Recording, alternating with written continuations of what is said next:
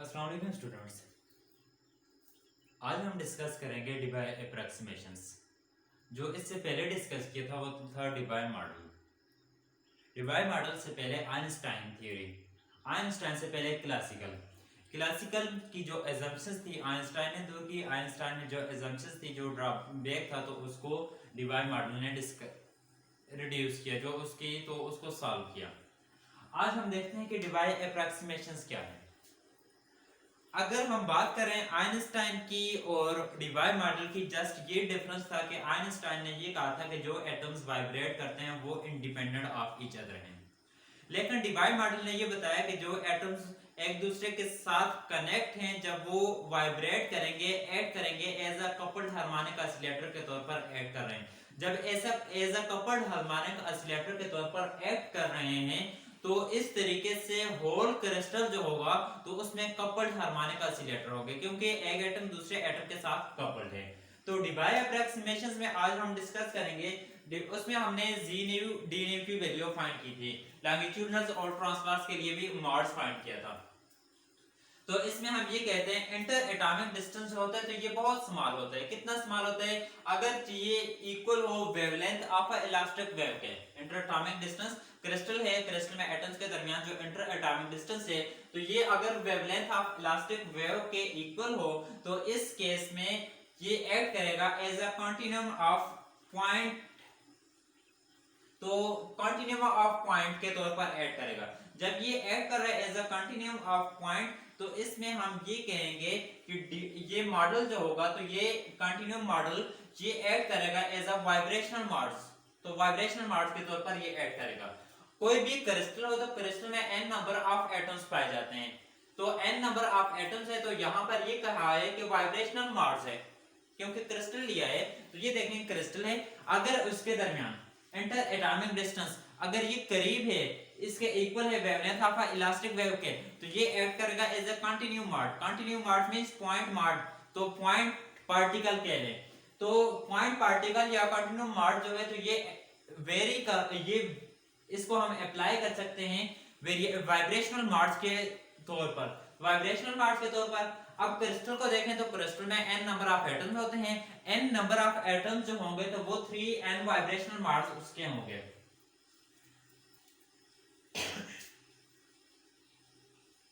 जब ये वाली कंडीशंस हम पुट करेंगे तो ये कंडीशंस पुट करेगी upper limit to the frequency of the elastic wave which can propagate through the crystal. और क्रिस्टल में जो हाईएस्ट फ्रीक्वेंसी होगी तो उस फ्रीक्वेंसी को हम डिबाय फ्रीक्वेंसी का नाम देंगे। जो हाईएस्ट फ्रीक्वेंसी होगी तो वो फ्रीक्वेंसी डिबाय फ्रीक्वेंसी।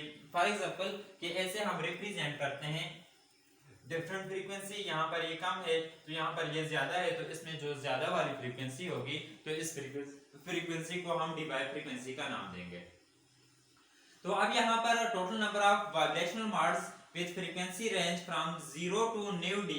न्यू डी क्या होगा? न्यू डी डिबाय फ्रीक्वेंसी को रिप्रेजेंट करेगा, तो यहाँ पर ये कैलकुलेट करेंगे।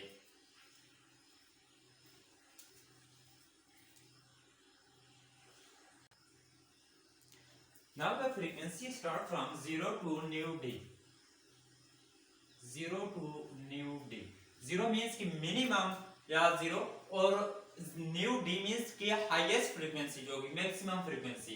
तो ऐसे हम ये लिखेंगे G nu D nu is equal to, किसके इक्वल होगा? G nu D nu is equal to 3n vibrational mode है, तो इस वजह से 3n लिखा है। तो जो लास्ट इक्वेशन, इसको नाम दे इक्वेशंस 1। जो प्रीवियस टॉपिक था, तो प्रीवियस टॉपिक में हमने वैल्यू फाइंड की थी, तो वहां पर इसकी वैल्यू इक्वल थी G nu D nu is equal to, ये value 4 pi V total volume था, is equal to 2 divided bye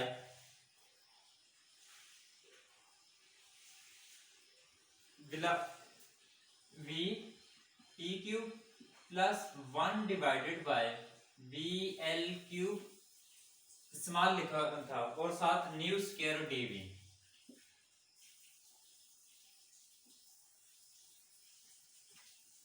अब यही वाली जो वैल्यू है तो इसको पुट करेंगे इक्वेशंस 3 में। तो इक्वेशंस 1 में, equations 1 implies that 0 to nu d is equal to 4 pi v 2 over vt cube plus 1 over vl cube nu square dv is equal to 3n। ये सारा जो होगा तो ये बन जाएगा 4 pi v total volume 2 over vt cube plus 1 over vl cube integral 0 to nu d nu square dv is equal to 3n। Now 4 pi v 2 over nu t square cube plus 1 over vl cube. तो इसका जब हम लेंगे तो integral लिया तो ये बन जाएगा nu square over 3 0 to nu d is equal to 3n। Next step में जब इसमें लिमिट पुट करेंगे तो जब लिमिट पुट की तो ये ऐसे बनेगा, इसको अपने पास नोट कर लें। नेक्स्ट स्टेप में जब पुट करेंगे तो ये आएगा new d 1 over 3 new d minus 0 आएगा। तो इसे मैं ऐसे लिख लेता हूं, जो ये था nu d cube over 3 is equal to 3n। Nu d cube की हम ये न्यू d क्यूब तो इसकी वैल्यू फाइंड करेंगे। तो इसकी वैल्यू फाइंड करने के लिए तो ये बनेगा nu d cube is equal to ये 3 इसके साथ मल्टीप्लाई हो जाएगा 9n over 4 pi v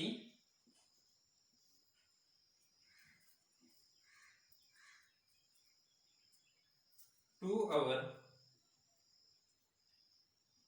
cube plus 1 over vl cube और साथ अच्छा अब ये इसको नाम दें इक्वेशंस 2। इक्वेशंस 2 को हम यूज कर सकते हैं इस इक्वेशंस को to find nu D. Nu D find करने के लिए मींस की डिवाइड फ्रीक्वेंसी ऐसे हम कैलकुलेट कर सकते हैं। तो taking velocity of sound of order 10⁻³ metre per second n over v जो है तो इसको अगर हम पुट करें 10⁻28 पर मीटर क्यूब तो इससे डिवाइड फ्रीक्वेंसी जो है तो हम कैलकुलेट कर सकते हैं जिसकी वैल्यू होगी 10⁻13 per second.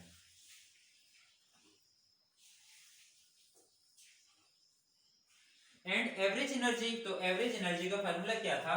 Average energy E is equal to h nu e power h nu over k bt minus 1। ये किसका? ये एवरेज एनर्जी का फार्मूला था। Thus the vibrational energy of the crystal is and the vibrational energy of the crystal, तो vibrational energy of the crystal इसका formula ये होगा E is equal to 0 to nu d into average energy। तो ये average energy साथ z new d new इसे ऐसे लिख लें। तो ये किसका फार्मूला बन रहा है? ये vibrational energy of the crystal. अब हम क्या करेंगे, ये एवरेज एनर्जी इसको और जी न्यू ये वाली जो वैल्यू है तो इसको हम पुट करेंगे। जब ये दोनों वैल्यू पुट करेंगे तो ये इक्वेशन बन जाएगी E is equal to 0 to nu D average energy की value h nu over E h nu के bt minus 1 G nu D nu, तो इसकी वैल्यू यहां पर 4 पाई v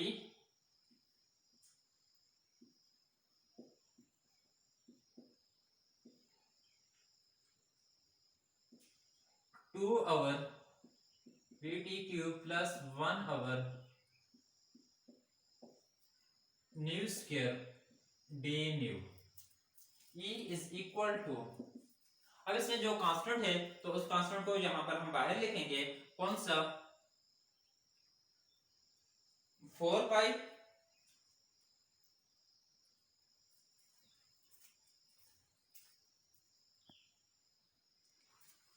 कांस्टेंट क्या बन रहा है यहाँ पर 4 पाई एच कट,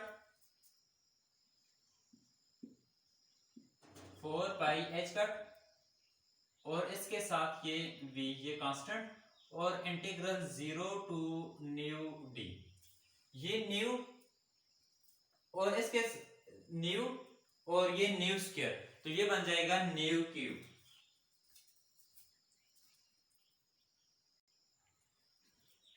ऐसे लिख लें इसको, ये भी कांस्टेंट है, कौन सी टर्म, ये वाली, तो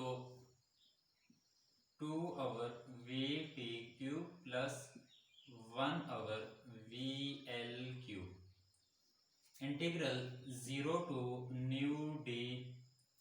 अब यहां पर क्या रह जाएगा, यहां से देखें ये न्यू क्यूब, ये जो होगा ये न्यू और ये nu cube over E power H nu K B T minus 1 D nu.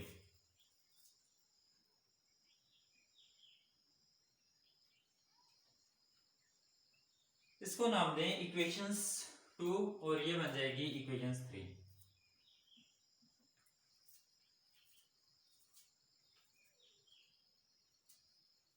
अब ये वाली जो इक्वेशंस थी कौन सी,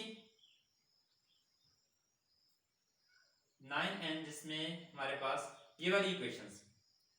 अब इस इक्वेशंस में वैल्यू हमने फाइंड करनी है। ये देखें कि ये वाली वैल्यू 2 आवर, तो यही वैल्यू आ रही है 2 V T cube plus 1 over V L cube, यही वाली वैल्यू, और उसके साथ क्या है 9n, तो हमने यहां पर ये वैल्यू चाहिए 4h, तो इस इक्वेशन से हम वैल्यू फाइंड करते हैं, इक्वेशन 2 को यूज करेंगे। नाउ फ्रॉम इक्वेशंस 2, इक्वेशंस ये इनवर्स है, तो इक्वेशंस 2 क्या बन जाएगी, न्यू डी क्यूब है, तो इसको उस साइड लेकर जाएंगे इक्वेशंस 2 में साथ, यहां पर equations 2 implies that 4 pi v, और ये इनवर्स से उस साइड जाएगा, तो ये 2 over V T cube plus 1 over V L cube is equal to 9n over nu D cube, तो ये यहां पर न्यू डी क्यूब बन जाएगा, ये इस साइड आएगा, तो इसको हम ये नाम देंगे कि ये न्यू डी क्यूब। अब ये वाली जो इक्वेशंस है 4 पाई, तो इसको ऐसे लिख लेते हैं 4 पाई एच कट तो यहां पर नहीं है, तो 4 पाई v, तो 4 पाई v को हम इकट्ठा लिख लेते हैं 4 पाई v, और h कट को ये ऐसे लिख लें।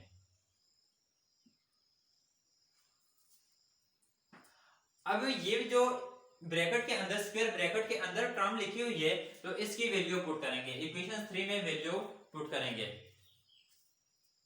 तो इक्वेशन 3 ये बन जाएगी E इज इक्वल टू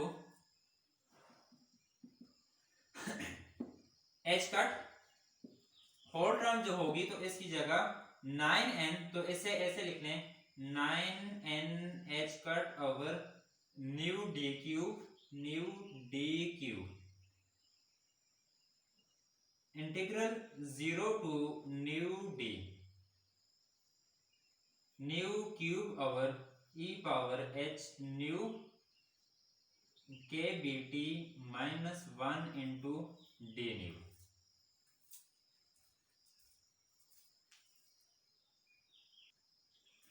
अब इसमें हम ये पुट करेंगे, now let H new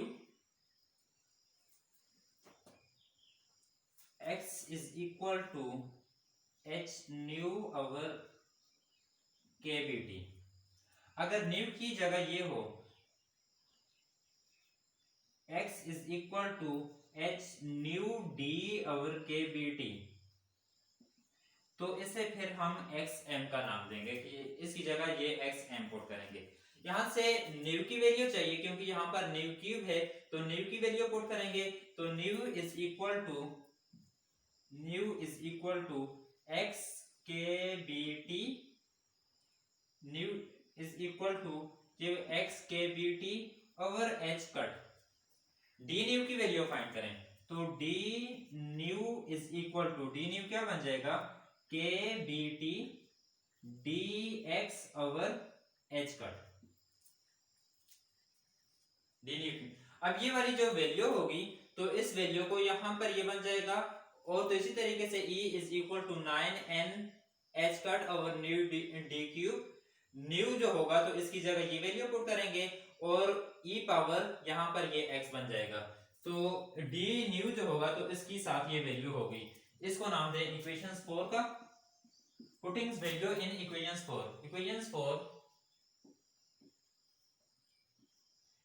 E is equal to 9n h cut over nu d cube 0 to nu d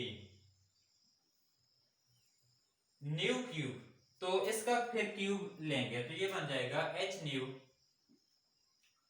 over K B T cube, फिर e power h nu over K B T किसके इक्वल है, x के e power x minus 1, d nu, तो d nu की value put करेंगे, d nu किसके इक्वल है, d nu is equal to, तो ये इसकी value K B T over h cut into dx. Now E is equal to 9n h cut nu d cube, ये k b t, तो इसको बाहर लिखेंगे,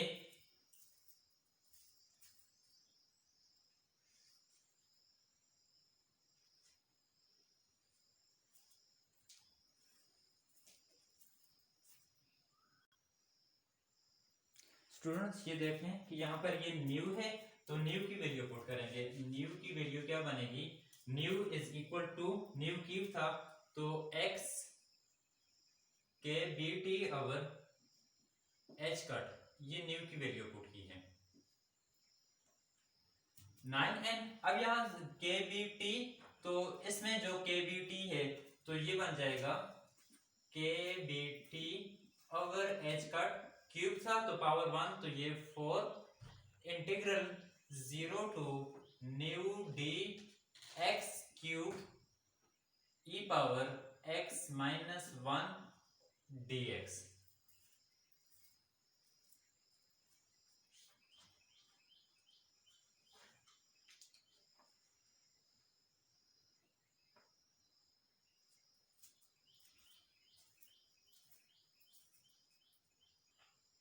ये वाली जो इक्वेशंस है इसको हम ऐसे भी लिख सकते हैं, E is equal to 9n h cut nu D cube into K B T H cut, 4 को ऐसे लिख लें K B T H cut cube 0 to nu D X cube E power x minus 1 into D x.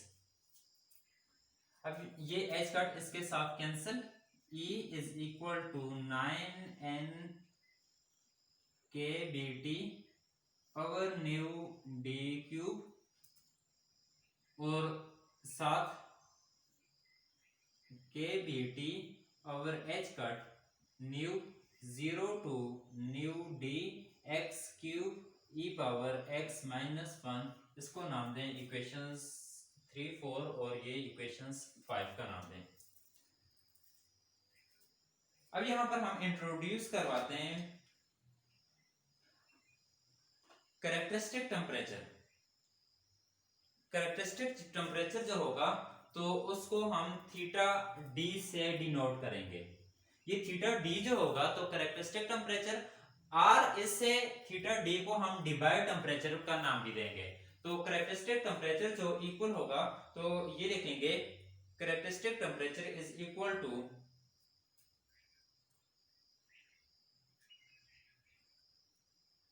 H नी, यहां पर एक और देखें कि एच नी, इसका भी साथ न्यू डी है तो इसे न्यू डी लिखें, क्योंकि ये क्यूब था तो ये ऊपर चला जाएगा।